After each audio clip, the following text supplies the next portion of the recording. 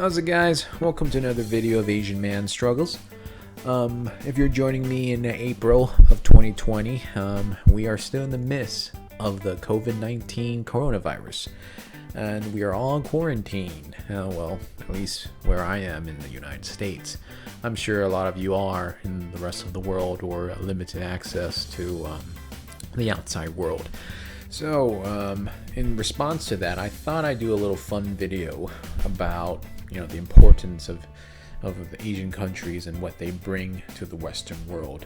Now, this video is not meant to be racist. A lot of the content is just a general perspective, very based off of what we know from, but not limited, from these countries that I selected. And just a disclaimer here, as I said before, they're all, they might seem like stereotypes, but these are what make these Asian countries so famous. They're not limited to what I'm going to be talking about, and it is very general, but it's more focused on the cultural, popular aspects of that country, not individual items. I'm not an economist. It's going to be excluding cultural, like foods, traditions, and language, because I find that at least here in the United States, we're pretty open to different types of food, different types of restaurants, from different cultures, traditions, different holidays, and even the language. So it's just based off what we know in the media. All right, and with that, we shall start with the first, Japan. And I begin with Japan primarily because it was the first Asian or East Asian country that industrialized first in our modern day, and it also has the most influence, I would say, in our modern Western society. So what are some of the first things that we know when we think of Japan? Electronics. Sony, PlayStation 4, Game Boys, Nintendo, generally consumer electronics, not just like video games, the Sony Walkman. They generally have great influence in Western society. Very good exports that Japan has really done well, and has very infiltrated Western society, Western technological culture too. And then moving along, Japan is also known for their cars. As you see here, that's just a snapshot of all the brands made by Japanese automotive companies. It's hard to not go outside and see a non-Japanese made car. I don't know about you, but in the United States, I think the best-selling brand is Toyota. But it's made in America, but it's a Japanese brand, and it's getting more ubiquitous to see more Asian cars dominate the automotive industry. And also, Japan is known for transportation. Its high-speed rail has been exported, and learned from different countries elsewhere, So that's some things that we know. And of course, the most popular thing is anime, manga, even technological innovations like robotics. Japan is definitely known for this, and exported well into with a Western audience. We have a lot of anime conventions, anime TV shows, even Pokemon, Dragon Ball Z, Sailor Moon, and looking at that picture there, where all the people that are in Tokyo, I think that's Tokyo, yeah, that's generally what the Western media often think about Japan, when it's mentioned. A lot of people, density, robotics, anime, and just this fast-paced atmosphere, So Japan has done really well in exporting this to the Western audience, and has really affected Western culture as well because of that. All right, moving on to our next country, and it will be its neighbor, Korea. Specifically South Korea. I would put North Korea in the mix, but I feel like the only things we know about North Korea is like Kim Jong-un and nuclear tests. So let's just focus on South Korea. Okay, so what is South Korea known for? And of course, right out of the box is K-pop. K-pop has done really well in basically bringing their music to American audiences. BTS, Blackpink definitely has done well becoming part of American culture nowadays. A lot of people are into that. And an extension of K-pop would be, K-dramas, K-movies.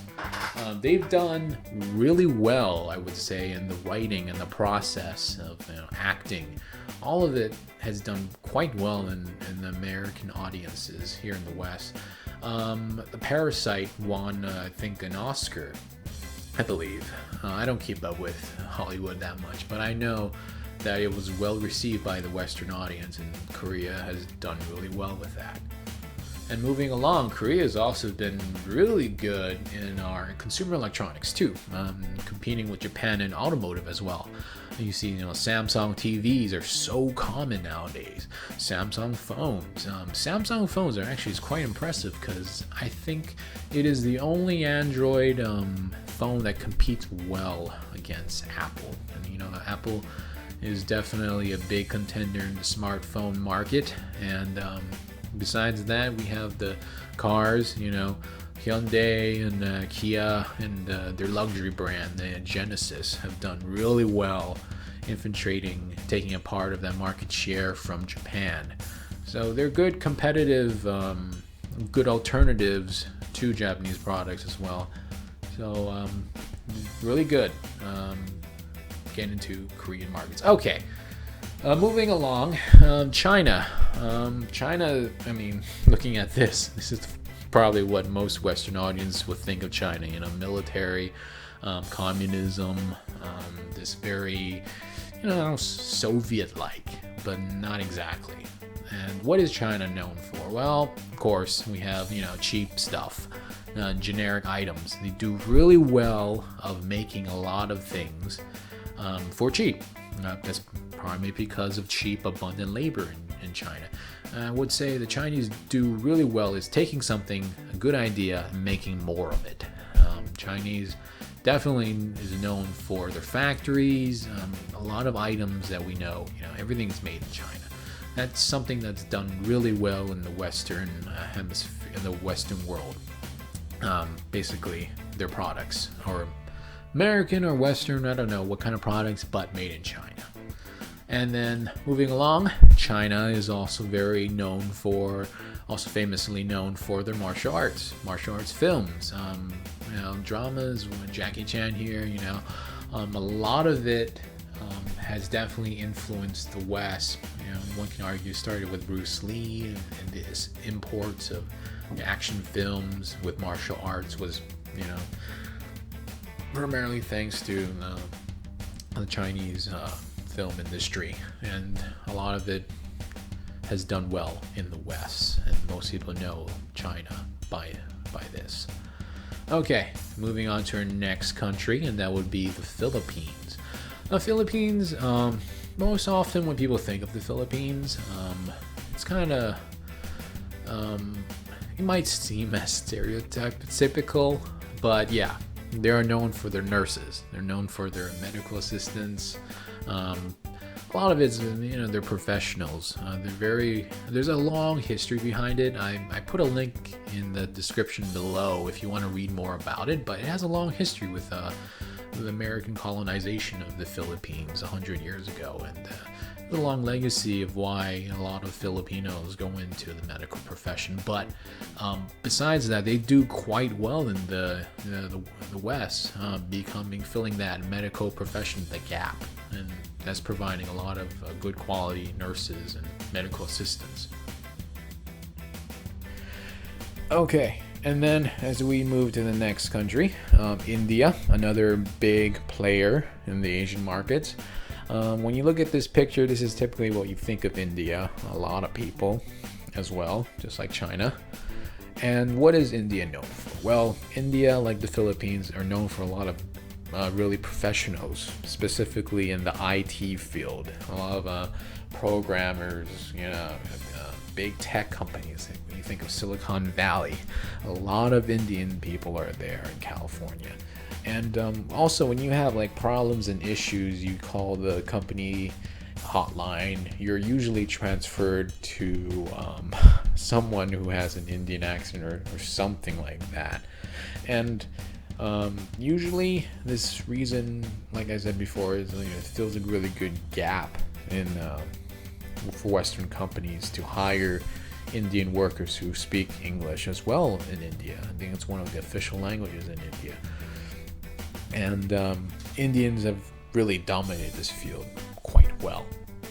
Not just this field alone, there's other fields too, but I just wanted to point this one out because we see it quite often here in the United States.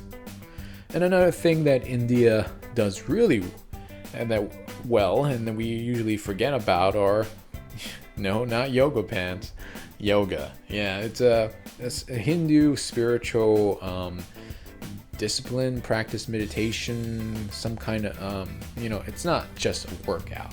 I think a lot of white people, you typically you think of hot yoga pants and white people, women usually doing it, but has a spiritual background behind it, and India has really exported this well, or so we think. I don't know yoga that well. I've tried it before, and it's a lot harder than it looks. I can tell you that. But yeah, India. When you think of India, yoga usually comes to mind. But nowadays, like I said before, it's usually yoga pants or people stretching. Well, that's my video, guys. I hope you enjoyed it. Like I said before, this video was in response to what's going on in the world currently. I just want to talk about Asia in general. I know a lot of racism that's going on, but I also want to remind people that, everything I just said here in this presentation, it's not limited. Asia still is very important in the world, and we have contributed much, as an Asian American myself, speaking for perspective. But yeah, remember to comment, like, subscribe. I really want to hear what your opinions are. You mentioned below what else you want to see, and tell me what else that from these countries that that have exported well to the West. All right, so that's my video, guys. As always, carry on.